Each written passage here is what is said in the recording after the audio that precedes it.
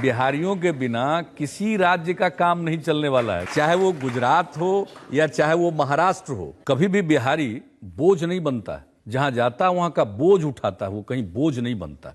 बिहार का लोग तो वहाँ पर महाराष्ट्र के समृद्धि को उजागर कर रहा, ऊंचा कर रहा है, मेहनत मजदूरी करता है। बिहार और यूपी के लोगों को जो मजदूर हैं, पूरे देश में जो है मांग उठती है, लोग डिमांड करते हैं। अगर वो ना जाए तो उनकी जिंदगी जो है ठप हो जाएगी दूसरे राज्यों की। पलायन पर बिहार के नेताओं का बयान आप देख लीजिए, यही रहा है कि बिहार के बच्चे अगर दिल्ली में न रहें, बॉम्बे न रहें, पंजाब न जाएं तो वहां की व्यवस्था ठप पड़ जाएगी। ये पहली बार है, जबकि 3 साल पहले मैंने जनसुराज ने ये बात उठाई कि आपके हमारे बच्चे दिल्ली बॉम्बे में जाकर सब्जी का ठेला लगाते हैं या साफ सफाई का काम करते हैं, टेम्पो ऑटो चलाते हैं। ये कोई शान की बात नहीं है। देखिए, कोई भी काम करने में कोई शिकायत नहीं है, काम सब अच्छा है, लेकिन जो लोग मजबूरी में बिहार के बच्चे जाकर अगर बॉम्बे में सब्जी बेच रहे हैं या वहां पर झाड़ू लगा रहे हैं या वहां पर ऑटो रिक्शा चला रहे हैं, पंजाब के खेतों में जाकर मजदूर का काम कर रहे हैं, ये शान और गौरव की बात नहीं है। आप नीतीश कुमार का बयान देखिए, लालू जी का, तेजस्वी का बयान देखिए। ये लोग हमेशा यही कहते हैं कि बिहारियों की हर जगह डिमांड है। मेरे भाई, बिहारियों की हर जगह डिमांड नहीं है। हम लोग के बच्चे मजबूरी में जाते रहे हैं और पलायन बिहार का सबसे बड़ा अभिशाप है। ये शान की बात नहीं है। शान की बात तब होती जब हम लोग यहाँ पर सब्जी उगाते और रेफ्रिजरेटेड ट्रेन से वो सब्जी दिल्ली जाती और तब हम लोग कहते कि अगर हम लोग से उलझोगे तो तुम्हारा खाना पीना दाना बंद कर देंगे। तो पलायन की बात उठाई है हम लोगों ने, क्योंकि गांव गांव में जाकर देखा कि इसका आर्थिक सामाजिक कितना बड़ा इसका नुकसान है। आप जरा इसको दूसरे तरह से समझिए।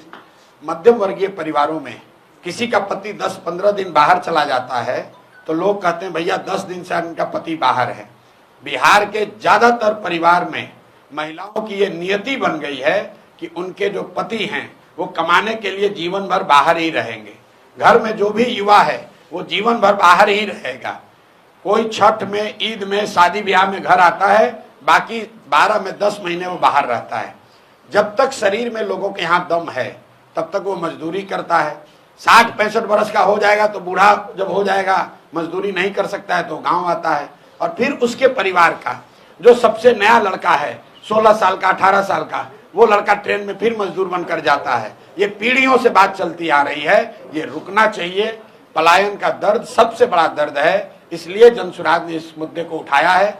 सिर्फ मुद्दे को उठाया नहीं है, इसका पूरा प्लान दिया है कि कैसे 1 साल में 50 लाख से ज्यादा बिहार से बाहर रहने वाले मजदूरों को वापस लाकर यहीं पर रोजगार दिया जा सकता है। कल भी अभी सिवान में 15 मिनट तक मैंने इसको समझाया है। एक लाइन में आपको बता दूं, जनसुराज का जो मॉडल है कि जिस दिन बिहार से पूंजी का पलायन रुकेगा उसके बाद बुद्धि का पलायन रुकेगा, पूंजी और बुद्धि का पलायन रुकेगा तो श्रम का पलायन अपने आप रुक जाएगा। बिहार से हर साल सिर्फ लाखों बच्चे मजदूर बनकर नहीं जा रहे हैं, करीब करीब 2.5 लाख करोड़ रुपया पूंजी का पलायन हो रहा है, जो बैंकों के जरिए हम लोग का पैसा दूसरे राज्यों में जा रहा है। उसको रोकने की जरूरत है। वो जब रुकेगा तो जो समझदार लोग हैं, पढ़े लिखे लोग हैं, स्किल वाले लोग हैं, उस पैसे का इस्तेमाल करके वो यहाँ पर रोजी रोजगार की नई नई व्यवस्था शुरू करेंगे और उससे यहाँ पर श्रम का पलायन अपने आप रुक जाएगा।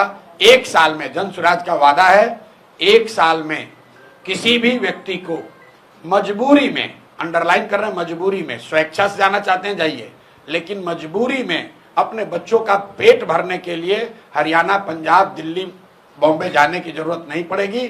10-12 हजार रुपए का रोजी रोजगार का अवसर बिहार में ही उनको करके दिया जाएगा।